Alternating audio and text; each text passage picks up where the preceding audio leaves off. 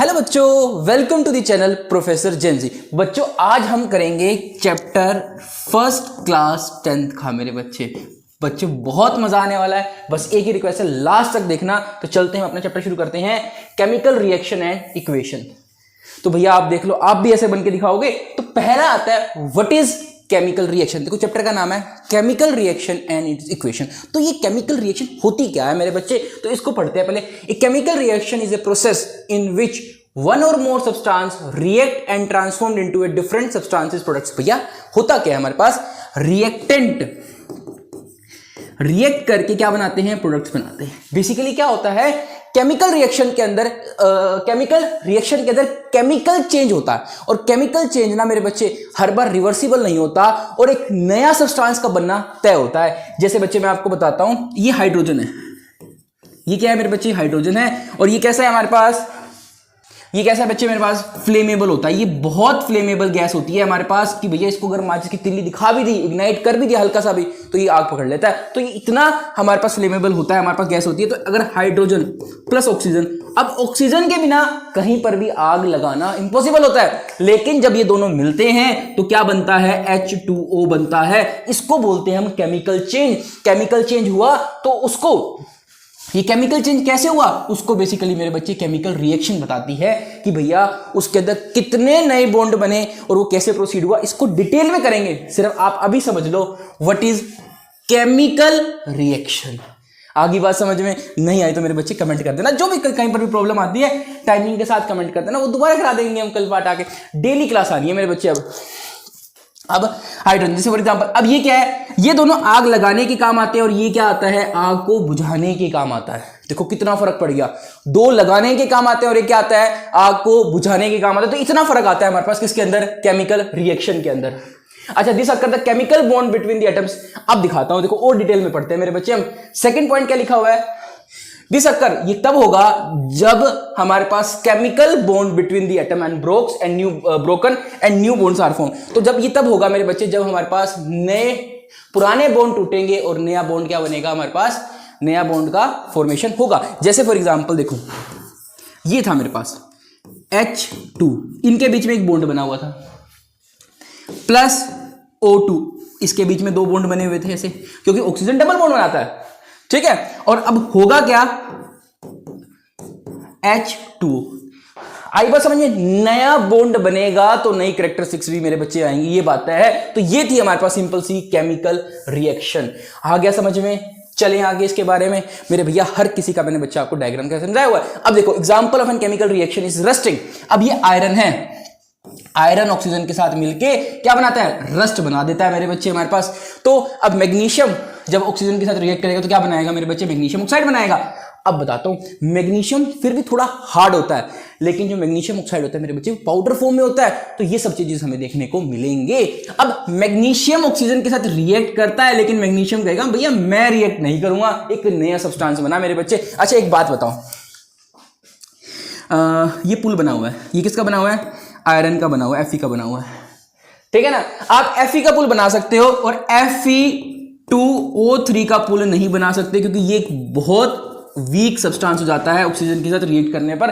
एक नया सब्सटेंस बनाना, इसी को क्या कहते हैं हम, केमिकल रिएक्शन। इसका हम ब्रिज नहीं बना सकते मेरे बच्चे, क्योंकि बहुत वीक होता है ये। आपने भी देखा होगा जहां रस्टिंग हो जाती है वो सब्सटेंस वीक हो जाता है। क्यों होता है, क्योंकि एक नया सब्सटेंस बना है, एक नई रिएक्शन हुई है। अब इसके अंदर भी क्या हुआ है मेरे बच्चे, एक नया सब्सटेंस बना है, एक नई रिएक्शन हुई है। तो चलते हैं हम अपने अगली स्लाइड की तरफ। आई होप आपको यहां पर सब समझ में आया होगा आपको। चलो भाई चलते, देखो ये भी दिखा रखा है। अब ये होता है, देखो मैग्नीशियम ऑक्सीजन के साथ रिएक्ट करेगा, क्या बना दिया इसने, पाउडरी सब्सटेंस बना दिया। ये होती है मेरे भाई केमिकल रिएक्शन। आई होप आपको मेरे बच्चे सब समझ में आया होगा, क्योंकि इतने अच्छे से हम इसको करा रहे हैं। देखो वाटर आयरन जब ऑक्सीजन मिलते हैं तो रस्टिंग बन जाती है। ये इतना वीक हो गया मेरे बच्चे, अब इससे हम यूज में नहीं ले सकते।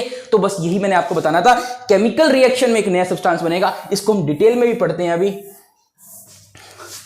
तो व्हाट इज केमिकल चेंज, तो पहली बात केमिकल चेंज क्या होता है, कभी भी केमिकल रिएक्शन होगी तो भैया 101% केमिकल चेंज होना लाजमी है, मतलब होना ही होना है। तो केमिकल चेंज क्या है हमारे पास, chemical change is a change in which new substance is form with different properties. Properties क्या होंगी उसकी, बिल्कुल ही डिफरेंट होंगी मेरे भाई। और क्या बनाएंगे हमारे पास, एक different properties from its original substance, जो उसको ओरिजिनल सब्सटेंस होगा उससे डिफरेंट प्रॉपर्टी होगी। आपको एक और एग्जांपल देता हूं बढ़िया सा। अब ये है CH4, इसे आग लग जाती है मेरे भाई, और यही वही क्या है, नेचुरल गैस है। इसको अगर कंप्रेस कर देते हैं तो ये बन जाती है CNG। आगे बात समझ में, ये जब ऑक्सीजन के साथ रिएक्ट करती है बना देती है CO2। अब इसे आग लगा के दिखाओ तो, बस की हो तो नहीं कर सकते, क्योंकि कार्बन डाइऑक्साइड आग बुझाने के काम आती है। तो ऐसा कुछ प्रोसीड होता है भैया हमारे पास, क्या केमिकल रिएक्शन के अंदर हमेशा ही एक नया सब्सटेंस हमारे पास फॉर्म होगा। आप कहोगे सर आपने सारे आग लगाने और आग बुझाने वाले दे दिए, इसका उल्टा भी पॉसिबल है। अरे भाई बिल्कुल पॉसिबल होता है। अच्छा एक और एग्जांपल दे देते हैं। अरे कहाँ जाते हैं, अभी कर दे के जाएंगे। कार्बन प्लस O2 बनता है हमारे पास, अगर लिमिटेड सप्लाई तो कार्बन मोनोऑक्साइड बनता है। कार्बन मोनोऑक्साइड आपके लिए डेंजरस हो सकता है, ठीक है, आपकी बॉडी में अगर गया तो मेरे बच्चे आपकी डेथ तक हो सकती है। लेकिन अगर थोड़ी बहुत कार्बन डाइऑक्साइड चली जाएगी उसके बगैर आपको कोई प्रॉब्लम नहीं होगी। सिर्फ एक ऑक्सीजन से इतना कुछ डिफरेंस आ जाता है। तो इसीलिए केमिकल रिएक्शन जब भी होती है मेरे बच्चे, उसकी कंप्लीटली प्रॉपर्टीज में क्या आता है, डिफरेंस आ जाता है। लेकिन फिजिकल चेंज में हमें ऐसा देखने का नहीं मिलता। तो चलते हम अपने अगली स्लाइड की तरफ। आई होप आपको यहां तक सब समझ में आया होगा। कभी भी केमिकल रिएक्शन होगी तो क्या क्या होगा, न्यू सब्सटेंस इज फॉर्म्ड। भैया हमेशा ही नया सब्सटेंस बनेगा। जनरली यूजुअली क्या होते हैं, इरिवर्सिबल होती है मेरे बच्चे, can not be get original state. अगर एक बार हमारे पास मिल्क से कर्ड बन गई तो कर्ड से मिल्क बनाना इम्पॉसिबल है मेरे बच्चे हमारे लिए। आगे बात समझ में, क्योंकि केमिकल चेंज है हमारे पास। एक बार अगर रस्टिंग होगी, रस्ट से आयरन बनाना बड़ा ही मुश्किल है। हाँ, आयरन को हम प्रोग्रेस को स्टॉप कर सकते हैं, आयरन की रिएक्शन को रोक सकते हैं, लेकिन अगर रस्टिंग होगी तो उससे आयरन को बनाना इम्पॉसिबल हो जाता है मेरे बच्चे हमारे लिए। अच्छा एक बार हमारे पास अगर वुड से ऐश कन्वर्ट हो गई तो उससे हम क्या कर सकते हैं मेरे बच्चे, उससे हम कुछ नहीं कर सकते, उससे हम नहीं वापस वुड बना सकते, क्योंकि वो भी क्या है, हमारे पास केमिकल चेंज है हमारे पास। उसके बाद आता है हमारे पास फूड का। अगर एक बार आपने फूड बना दिया, केमिकल चेंज हो गया, तो वापस आप उसको अनरो नहीं कर सकते, अनकुक नहीं कर सकते। ये सब किसके एग्जांपल है मेरे बच्चे हमारे पास, किसके एग्जांपल है हमारे पास, जल्दी जल्दी बोलो। केमिकल चेंज के एग्जांपल हैं। और केमिकल चेंज है तो क्या है, केमिकल रिएक्शन है। तो एक बात गांठ बांध लो, if chemical change occur, if chemical changes, किसकी वजह से आए हैं चेंजेस, क्योंकि केमिकल रिएक्शन हुई है। केमिकल रिएक्शन क्यों हुई है, क्योंकि नए बॉन्ड बने हैं। क्या बने हैं, नए बॉन्ड का फॉर्मेशन हुआ है। पुराने टूटे हैं और नए बने हैं। जब पुराने बॉन्ड टूटते हैं और नए बनते हैं और उसकी वजह से क्या होता है, केमिकल चेंज आता है, उसको ही तो बोलते हैं भैया केमिकल रिएक्शन। तो चल रहे हैं आगे हम, ठीक है। अब क्या क्या हो सकता है हमारे पास, कलर और स्मेल में चेंज बिल्कुल हो सकती है मेरे बच्चे। हमारे पास कलर भी चेंज हो सकता है और स्मेल भी चेंज हो सकती है। अरे भैया एक सिंपल सा एग्जांपल देते हैं आपको। एक काम करना, घर में कोई फ्रूट है ना, उसको एक दिन 2 दिन के लिए बाहर ऐसे छोड़ देना बिना रेफ्रिजरेटर के, तो क्या होगा, फर्मेंटेशन होगी। फर्मेंटेशन भी क्या है, केमिकल चेंज है। तो कितनी गंदी स्मेल उसमें से प्रोड्यूस होगी। तो वो भी क्या है हमारे पास, केमिकल चेंज का एग्जांपल है। कलर भी चेंज हो सकता है भैया। एग्जांपल देखो, आयरन जो होता है हमारे पास शाइनी कलर का होता है, और वो किस में चेंज हो जाता है हमारे पास, रेड कलर में चेंज हो जाता है। All these are example of chemical changes. अब कैरेक्टरिस्टिक्स ऑफ केमिकल रिएक्शन, अरे भैया हमें कैसे पता चलेगा कि केमिकल रिएक्शन हुई है, आज बताते हैं आपको कैसे पता चलेगा। तो पहला जो होता है, एवोल्यूशन ऑफ गैस। अगर कहीं पर गैस का एवोल्यूशन हुआ है, गैस प्रोड्यूस हुई है, तो इसका मतलब क्या है, कहीं ना तो कहीं पर, कहते हैं ना दाल में कुछ काला है, तो मतलब कहीं ना कहीं पे क्या है, केमिकल रिएक्शन हुई है। जैसे मेरे बच्चे जिंक को डालेंगे हम किसी भी एसिड के अंदर या किसी भी मेटल को, तो क्या बनेगी हमारे पास, हाइड्रोजन गैस बनेगी। इसका मतलब क्या है, गैस बनी। देखो यहां पर कोई गैस नहीं थी, ये सॉलिड था, ये लिक्विड था, और यहां पर क्या हुआ हमारे पास, गैस का फॉर्मेशन हो गया। ये तो सोल्ट हो गया हमारे पास, ये तो नीचे बैठ जाएगा। तो क्या हुआ हमारे पास, गैस का फॉर्मेशन हुआ। अब जो गैस का फॉर्मेशन हुआ तो क्या होगा मेरे बच्चे, केमिकल रिएक्शन का पता चला। अब देखो भैया, ये कोई भी फायर को कैच नहीं करते, ये फायर को कैच करता है, ऐसा प्रोड्यूस होता है। इसीलिए इसको क्या कहते हैं मेरे भाई, केमिकल रिएक्शन। और यहां पर क्या हुआ, केमिकल चेंज। तो भैया एक बार जोर से बोल दो, क्या बोला मैंने अभी, एवोल्यूशन ऑफ गैस। याद रखना है ये आएगा। कैरेक्टरिस्टिक्स, भैया हमें कैसे पता चलेगा, भैया हमें ऐसे पता चलेगा, हमें ऐसे पता चलेगा कि भैया केमिकल रिएक्शन हुई है, पहली बात तो गैस निकलेगी, ठीक है। अच्छा एक बात बताओ मेरे बच्चे, आप खाना खाते हो, ठीक है ना, फाट आते हैं ना, तो वो भी क्या है, आपकी बॉडी में डाइजेशन हो रहा है। डाइजेशन भी क्या है हमारे पास, केमिकल चेंज। अच्छा एक बात बताओ, आपने क्या कह सकते हैं, कुछ भी खाया, आपका जो भी अच्छा लगता है आपने वो खाया, उसके बाद वो डाइजेस्ट हो गया, क्या उसको हम वापस अनडाइजेस्ट कर सकते हैं, उसको वापस वोमिटिंग के अंदर निकाल सकते हैं? अरे भैया अगर वोमिटिंग के थ्रू भी आएगा तब भी मेरे बच्चे वो बात नहीं रहेगी, क्योंकि उसमें कुछ ना कुछ डाइजेशन उसका स्टार्ट हो चुका होगा। तो मेरे बच्चे वही है, उसमें भी गैस प्रोड्यूस होती है, तो वो भी किसका एग्जांपल है हमारे पास, केमिकल चेंज का एग्जांपल है हमारे पास। और जितनी रिएक्शन होंगी ना मेरे बच्चे, मैं आपको 100% करके दिखाऊंगा। यहाँ देखो ये ऐसे सेटअप कर रखा है, जिंक ग्रेन्यूल डाले, ये गैस निकली, और यहाँ से हाइड्रोजन को जैसे ही मेरे बच्चे कैंडल के पास लेके जाते हैं ना, तो पॉप साउंड प्रोड्यूस होती है। कौन सी साउंड प्रोड्यूस होती है, पॉप साउंड प्रोड्यूस होती है। तो ये पॉप साउंड टेस्ट भी इसको कहते हैं। हाइड्रोजन को डिटरमाइन करने के लिए जो टेस्ट यूज होता है उसको बोलते हैं हाइड्रोजन पॉप साउंड टेस्ट। चले आगे, चलो। अच्छा एक और भी है हमारे पास इसका, तो भैया पहले पढ़ा था हमने एवोल्यूशन ऑफ गैस, दूसरा पढ़ेंगे हम फॉर्मेशन ऑफ प्रेसिपिटेट। प्रेसिपिटेट का मतलब क्या होता है, प्रेसिपिटेट का मतलब क्या होता है मेरे भाई, कुछ ऐसा अनसोलेबल सोल्ट का बन जाना। जैसे फॉर एग्जांपल मैं आपसे एक बात करता हूं, इसको मैं ऐसे समझ सकते हैं, इसका मैं आपको प्रैक्टिकल भी करके दिखाऊंगा कल। तो भैया पहले इसको हम देखते हैं, an insoluble solid precipitate form when two solution are mixed. अब देखो होता क्या है मेरे बच्चे इसके अंदर, जैसे फॉर एग्जांपल इसके अंदर हमने मिक्स करा लेड नाइट्रेट को, यहां पर लिखिए लेड नाइट्रेट को मैंने मिक्स करा पोटेशियम आयोडाइड के साथ। अब पोटेशियम आयोडाइड ना पानी के अंदर सोल्युबल नहीं है, पोटेशियम आयोडाइड पानी के अंदर सोल्युबल नहीं, तो ये नीचे बैठ जाएगा इनसोल्युबल सॉल्ट की फॉर्म में। तो हमें ऐसा लगेगा कि बरसात हो रही है उस सॉल्यूशन के अंदर, उसको बोलता हूं मैं क्या, प्रेसिपिटेट होना। तो मेरे बच्चे जब भी PbI2 नीचे बैठ जाएगा ऐसे ऐसे ऐसे ऐसे, भाई पानी तो रहेगा वाटर।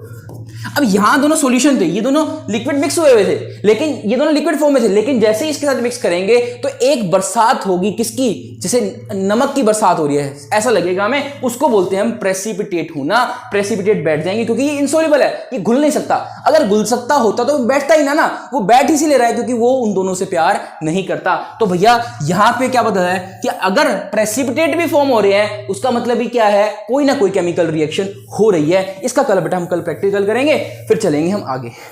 अगर आप PbNO को KI में डाला तो ये देखो ये मिक्स नहीं होगा।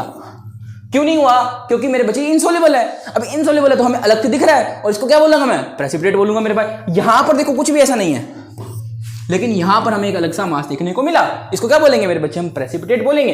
तो चलते हैं हम आगे, और ये रिएक्शन याद रखना, ये NCERT में गिवन है। PbNO3 lead nitrate plus potassium iodide give rise to क्या, lead iodide, which is a insoluble mass, so it produces a precipitate which is known as precipitate reaction, or we can call that the formation of precipitate. It is also an क्या characteristics feature of किसका, chemical reaction का। दो बताए मैंने अभी आपको, evolution of gas, दूसरा क्या था, प्रेसिपिटेट फॉर्म होना, तीसरा है मेरे बच्चे कलर चेंज। अब कभी भी कलर चेंज होगा तो मेरे बच्चे क्या है, केमिकल रिएक्शन हुई है। मैंने इसका एग्जांपल अभी ऊपर भी दिया तुम्हें, क्या दिया था मैंने, आयरन कैसा होता है भैया, शाइनी होता है, शाइनी बोल देते हैं, सिल्वर का बेसिकली इसका टेक्सचर होता है, लेकिन जैसे ही मेरे बच्चे ऑक्सीजन से रिएक्ट करता है तो बना देता है Fe2O3।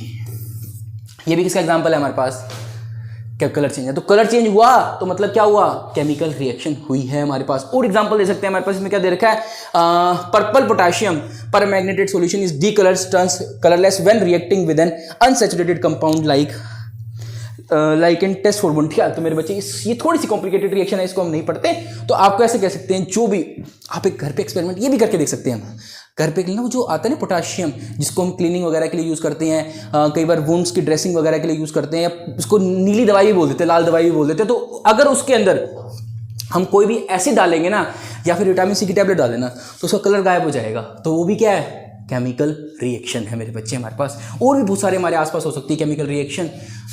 एक तो मैंने आयरन वाला बता दिया, और आप दिमाग लगाओ और कमेंट में बता के जाना।